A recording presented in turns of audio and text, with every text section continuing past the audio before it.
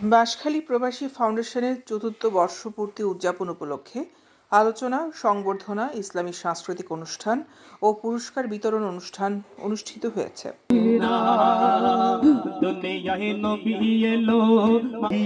আমি পাপি সেই পতরা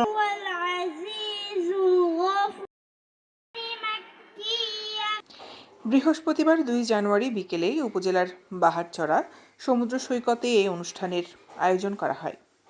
বাঁশখালী প্রবাসী ফাউন্ডেশনের প্রতিষ্ঠাতা চেয়ারম্যান নাজিম উদ্দিন শিকদারের সভাপতিত্বে এতে প্রধান অতিথি হিসেবে উপস্থিত ছিলেন chairman the king Jalan group ও ওমান বাংলাদেশ স্কুল জালানের প্রেসিডেন্ট মোহাম্মদ আব্দুল মান্নান।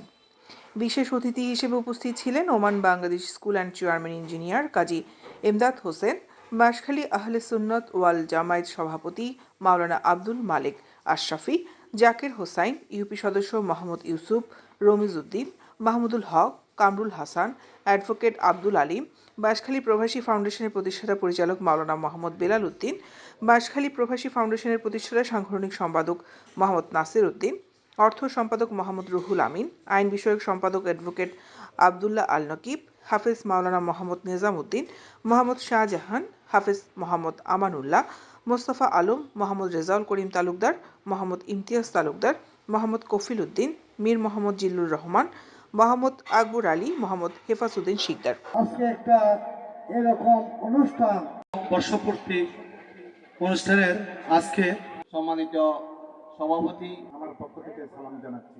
আসলে এরকম প্রোগ্রামের